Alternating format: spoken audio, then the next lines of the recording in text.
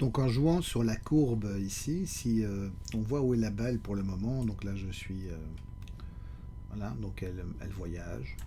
Si je joue l'animation, hop, j'ai quelque chose d'assez mou, quelque chose qui ne correspond pas à ce qui devrait se passer en fait dans la réalité. Donc là j'ai un petit peu réglé son point de départ, mais tout le reste ça n'y est pas du tout.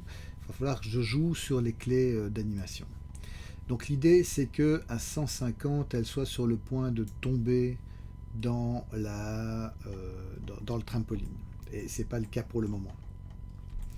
Alors si je joue sur le contrôleur Bézier ici, dès que je le rallonge, on voit que la balle avance parce qu'en fait je suis en train de manipuler le temps.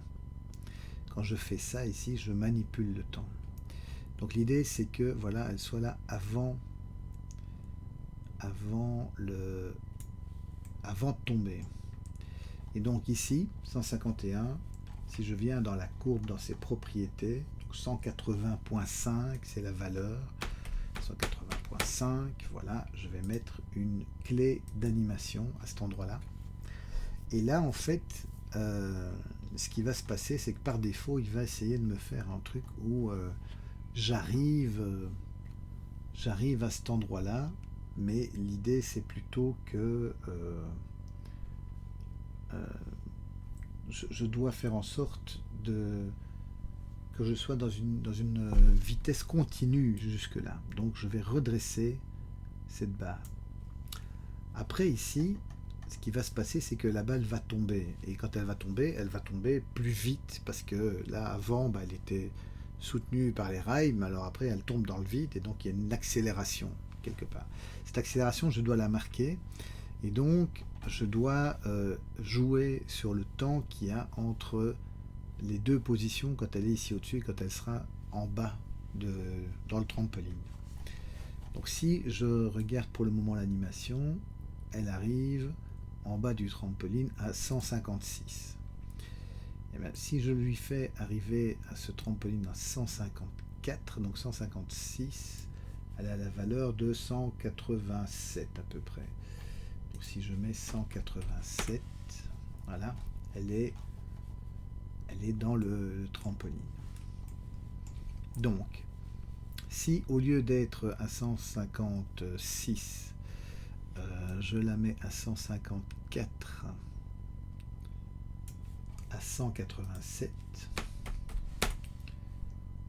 en fait, j'influence la vitesse à laquelle elle tombe, puisque je lui donne moins d'images pour faire la même distance. Et donc ici, je vais avoir quelque chose qui va se jouer au niveau de mes courbes d'animation. Donc là, j'ai fait en sorte d'être relativement linéaire, donc c'est-à-dire je vais grosso modo tout le temps à la même vitesse, parce qu'on va dire que c'est la vitesse normale sur les rails. Après, je veux une accélération. Et donc ici, ce qui va se passer, c'est que je vais devoir changer la manière dont la courbe se dessine. Alors déjà, le premier truc que je peux faire, parce que c'est pas très pratique d'avoir des grandes maniques comme ça sur mes contrôleurs Bézier, c'est changer la taille pour cette clé-ci, la clé où elle est avant de tomber.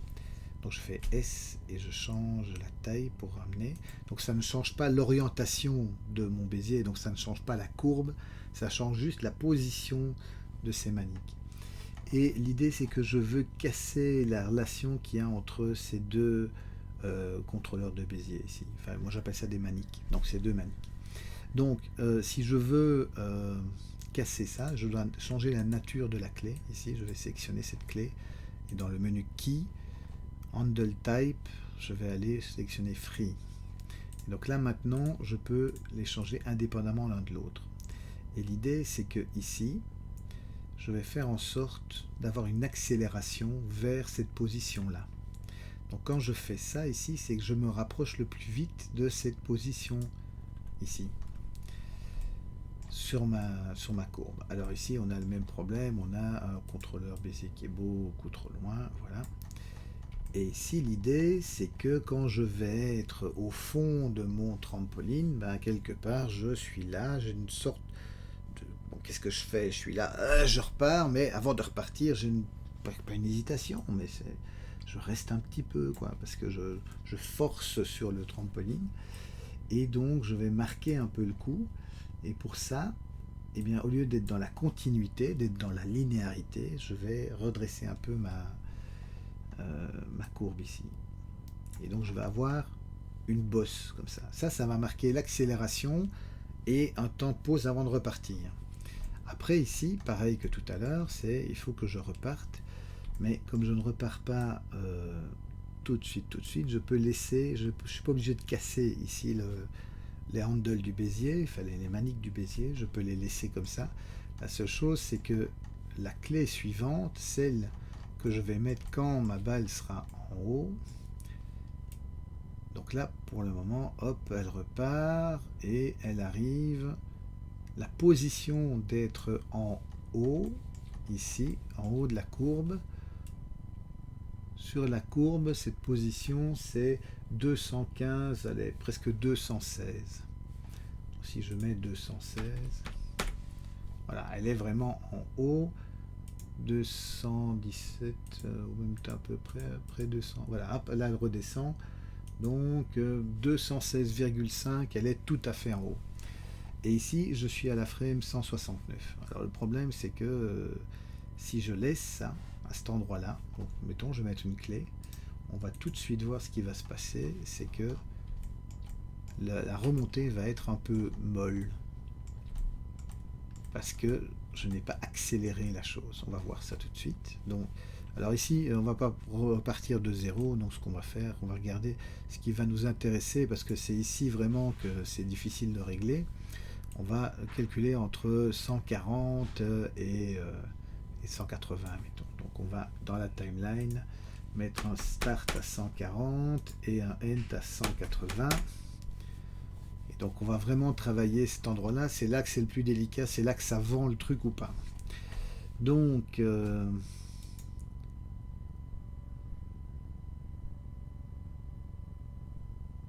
peut-être que j'ai été un petit peu trop rapide pour tomber dans le... un petit peu trop optimiste là. Donc comme quoi des fois. Alors ce qui est bien aussi, c'est de voir à quelle vitesse on est à 25 frames par seconde, donc ça c'est bon. Donc on va quand même se donner un peu plus de temps. Donc je vais venir à 155, peut-être même 156. Donc je joue dans le dub sheet pour changer le timing. Après, ici dans le Graph Editor, on joue le spacing, c'est-à-dire comment est-ce qu'on évolue entre deux positions de clés. Ok, je vais relancer l'animation. Donc quand la chute dans le... pas trop mauvaise, mais la montée manque un peu de punch. Donc on va voir ce qu'on peut faire pour ça. Donc ici l'idée ce serait... alors surtout de jouer sur cette clé là, attention de ne pas sélectionner trop de clés à la fois. Alors je vais ramener la manique ici et l'idée c'est... voilà, on va essayer. Donc ici plus je redresse, on va plus vite on arrive au dessus. Donc l'idée c'est d'essayer d'accélérer vers le dessus. Ok, donc jouons.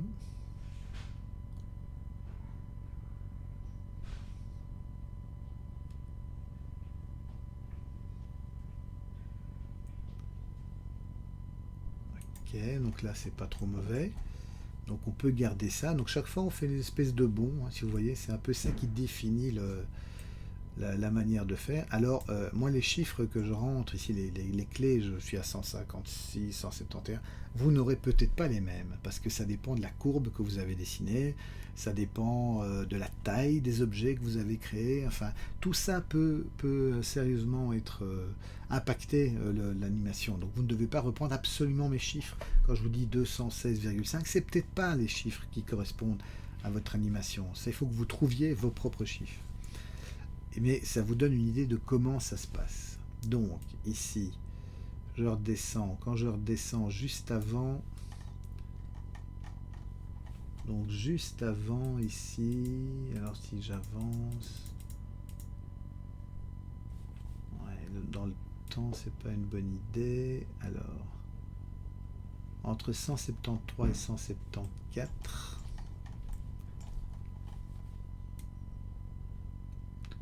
174, hop, je suis déjà en train de partir. Alors ici, est-ce que c'est pas un peu trop bas? Oui, je vais devoir changer un peu la... Donc je vais prendre mes points ici et relever un peu légèrement.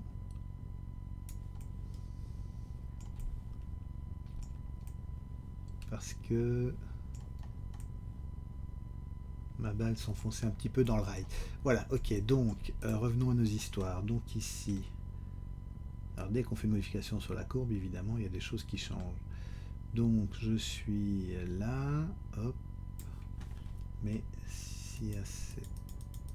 il faut que je me mette à cette position-ci. Voilà, il faut que je sois, quand je suis à cette frame, ici 174 par exemple, je dois être à 220, allez, 2. Donc ça, c'est une valeur, donc je vais mettre une clé, un cercle frame, c'est la valeur à laquelle je dois arriver. Et ici, on voit, je reste un certain temps en suspension avant de descendre. Et là, j'arrive. Hop, et là, je vais être poussé par le marteau qui va m'envoyer, enfin par le poinçon, un poinçon qui va venir me frapper et m'envoyer sur le rail, enfin envoyer la balle sur le rail. Donc, rejouons la scène.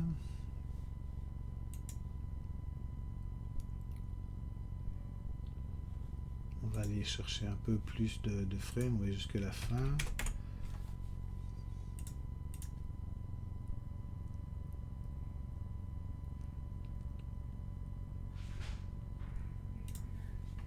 Ok, donc ici, alors le problème c'est que je ne dois pas arriver à trop. Donc ce qui se passe, c'est que j'ai un overshoot, comme on appelle ça.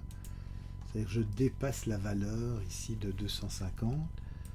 Ça, c'est parce que cette courbe ici est en train de faire... Alors ici, je vais avoir une accélération, mais je vais régler ça après. Et ici, cette courbe, je dois, hop, l'aplatir.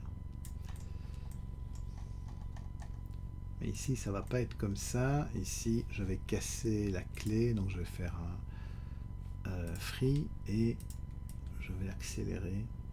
Parce que là, j'ai le coup de poinçon. Le coup de poinçon va me projeter en avant. Donc, reprenons.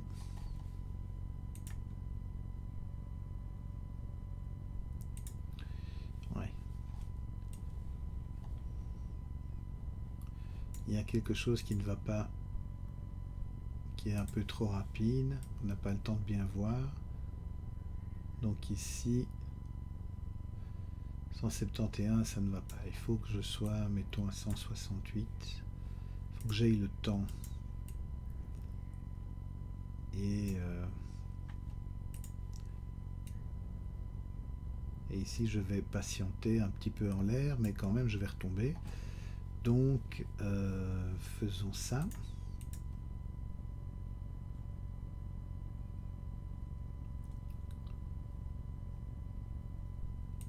Ok, alors si on fait ça, ici, je dois aussi régler, parce que là, ça tombe vraiment comme sur la Lune. Donc, en fait, quand je suis ici, j'ai la valeur de 245,8. Et bien, ce 245,8 doit arriver, mettons, à 246.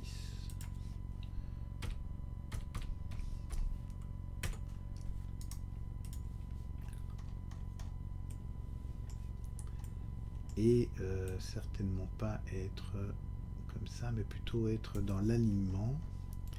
Et là, je vais tomber, effectivement, donc ça c'est correct. Je vais tomber rapidement puisque je tombe dans la position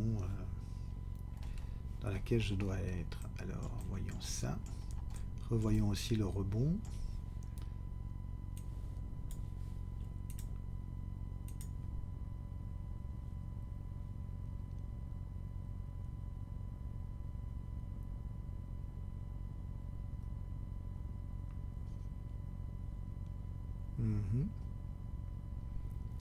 Ok, donc en fait ce qu'on a ici c'est quelque chose qui est déjà un peu plus correct.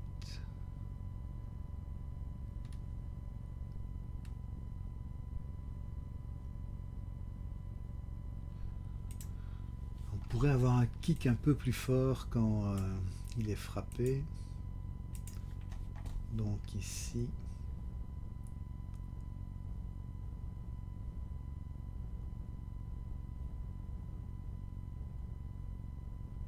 hein, il arrive déjà. Alors on va regarder ce que ça donne au niveau de la courbe. Donc,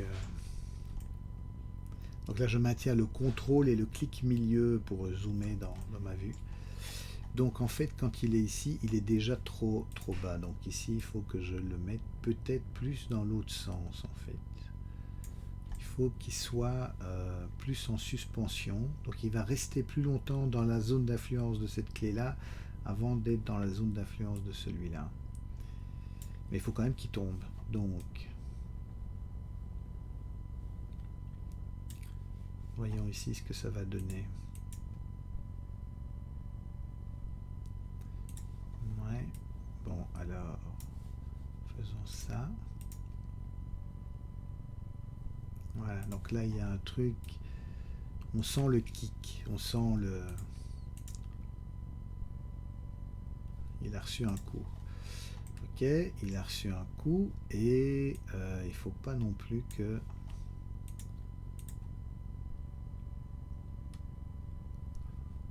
Voilà, ok.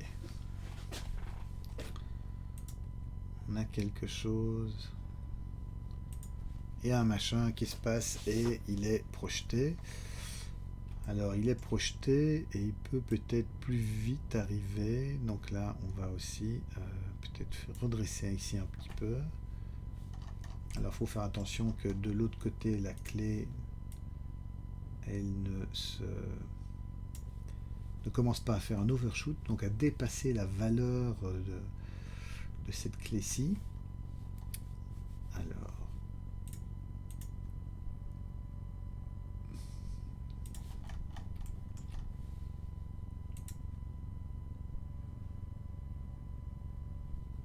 ouais, non, ça ne va pas.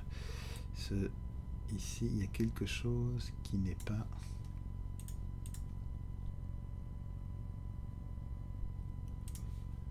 Il faut qu'il y ait une accélération, mais peut-être qu'elle est trop forte cette fois-ci. Voilà, quelque chose peut-être comme ça.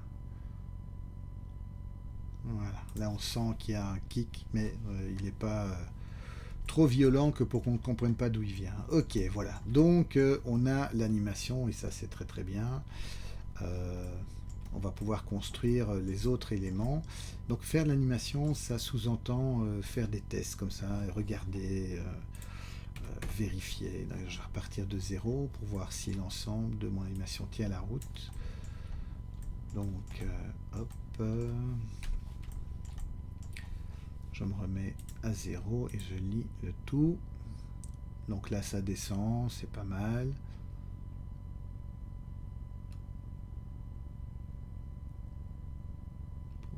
Alors ici on pourrait, en fait on pourrait avoir une petite accélération. Donc ça pourrait jouer sur le premier. Ici pour le moment on est dans une vitesse linéaire, mais on pourrait avoir une petite accélération. Donc si je viens ici, je pourrais aller un peu vers le haut. Aller vers le haut, ça va créer une accélération. Aller vers le bas, ça va créer une décélération. C'est léger, il ne faut pas non plus aller trop parce que sinon ça va faire bizarre. Donc on va réessayer ça.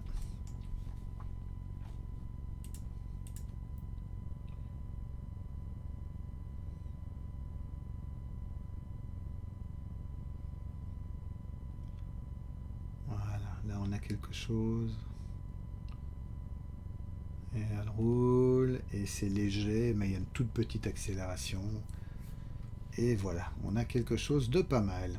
Ok, donc encore une fois, en résumé, quand on regarde cette courbe d'animation, c'est des bosses. et alors dans un sens ou dans l'autre, suivant un peu ce qu'on cherche à faire. Ici, on démarre lentement, mais quand même on démarre, donc il ne faut pas trop longtemps, il ne faut pas démarrer trop lentement, parce qu'en fait, dans l'absolu, c'est un cycle continu, donc on revient, donc on a déjà l'énergie du retour, et donc on va pas rester longtemps à, à démarrer, donc il faut que ce soit un petit démarrage. Puis ici, on va un peu accélérer pour arriver à la clé suivante, on va tomber dans le trampoline, on va être éjecté du trampoline et on va arriver en haut où on va être une sorte d'apesanteur avant de retomber. Et là, on a un kick qui nous fait repartir à l'horizontale, où on arrive au bout du rail, et au rail, on tombe dans la position de départ. Donc c'est ce que illustre cette courbe-là. Voilà. Alors, vous allez me dire, mais c'est du chinois, ça, comment est-ce que je peux comprendre ça? Eh bien, c'est une question d'habitude. Plus vous allez en faire, plus vous allez comprendre, plus ça va être évident. Et au départ, vous allez faire pas mal d'erreurs, et c'est normal. Mais ici, vous êtes guidé, donc théoriquement, vous devriez vous en sortir. Peut-être que vous n'aurez pas une aussi bonne animation que ce que je viens de faire là, enfin, pour autant qu'on puisse considérer qu'elle est bonne. Mais voilà, ce sera un bon début en tout cas. Bon, il nous reste encore à animer le trampoline, donc je vais revenir sans mon X-ray, et je vais me placer là où sur le chemin les choses commencent, donc je suis à 151 avant, enfin dans mon cas, évidemment encore une fois ça dépend un peu de votre animation. 151, elle descend à 156 et elle remonte, donc ça va se passer entre 151 et 160 dans ces eaux là. Donc à 151 je ne suis nulle part, mais elle touche la surface 152, 153 de mon trampoline. Et donc tout va partir de cette position neutre de mon trampoline. Donc pour rappel, on avait fait des shape keys et on va jouer sur ces trois shape keys: enfoncement, rebond et secousse. Donc l'idée c'est que je vais mettre des clés sur les valeurs. Donc dans ce cas-ci, j'ai commencé par l'enfoncement. Donc il y a une clé à 152 qui est la clé neutre, donc il est dans sa position de repos. Je vois en sélectionnant mon chemin que ça va se passer à 156, donc je reviens dans mon tapis de trampoline et à 156 il va être à 1. Alors je vais le smoother pour que ça soit un peu plus joli. Je peux aussi rajouter une subdivision de surface, histoire de avoir quelque chose d'un peu plus souple. Ok, donc détail. Alors je suis à donc une valeur de 1, il faut que je mette une clé, très important. Si je n'ai pas une case jaune, c'est que je n'ai pas mis la clé. Donc j'ai mon enfoncement et après, grosso modo, mon truc s'en va déjà à 158, il est déjà fort haut. Donc quand je vais être à 157, c'est une frame plus tard, je reviens déjà à 0. Alors on va plutôt le faire à 2 frames. Voilà, on va le mettre à 0. Et je vais partir sur le rebond. Une frame, c'est vraiment violent. Enfin, faire une animation sur une frame, ça peut être violent. On va tester ça après. Mais sur 2 frames, ça passe déjà mieux. Donc mon rebond, pareil, je mets une frame. Et 2 frames plus loin, il va être à fond. J'insère la clé. Il va revenir sur 2 frames aussi. 0. Je vais toujours jouer sur 2 frames. Alors j'ai ma secousse donc qui retombe. Donc secousse, j'insère une keyframe à 162. À 164, elle remonte à 100%. J'insère une keyframe. Et à 166, elle revient à 0. Donc chaque fois, je joue sur deux keyframes entre les différentes positions. Donc qu'est-ce qui se passe? J'arrive au moment où il va y avoir contact entre là et le moment où la balle s'enfonce. Alors il faut que je vois aussi au niveau de l'animation ici ce qui se passe. Donc ma balle s'enfonce plus vite que le tissu, ce qui veut dire que je dois aussi jouer sur la manière dont ça se passe entre les deux. Donc ça, je peux aller vérifier si je prends mon tissu dans ces clés, donc la valeur d'enfoncement, point, j'ai ma courbe d'animation, ben, comme on a déjà eu précédemment, on va devoir régler, donc je vais mettre la clé en free, et je vais devoir faire en sorte que le tissu voyage avec la balle. Et donc ici, je peux le faire visuellement. Voilà. Donc ici, je vois que ma courbe doit avoir cette forme-là, voire même ici, elle est encore...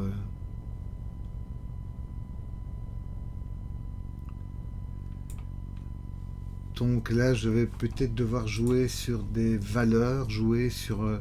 en plus rajouter une clé, pour ne pas que ça fasse trop bizarre quand je suis ici. Donc je vais... peut-être je serai à 99. Oh, ouais. Même peut-être carrément déjà 1. Ou alors c'est que ma forme ne descend pas assez bas. Ok, donc dans ce cas-là, je vais rééditer cette forme. Et donc réactiver mon mon déplacement procédure, enfin comment proportionnel, et je vais retirer un peu vers le bas. Donc en rééditant, je modifie la forme de mon enfoncement. Je ne suis pas en train de l'animer, je modifie la forme de l'enfoncement. Donc voilà, et quand je suis là, ok, alors je reviens en mode objet, et là je peux vérifier l'animation, effectivement, hop, voilà.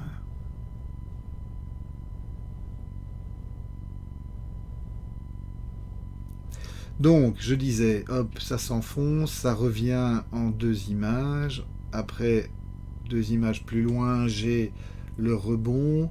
Et puis après, j'ai le rebond qui se rétracte. Et j'ai la secousse qui commence. Donc, ça se réenfonce un petit peu pour revenir normalement. Voilà. Et donc, maintenant, quand je joue mon animation, j'ai l'effet trampoline.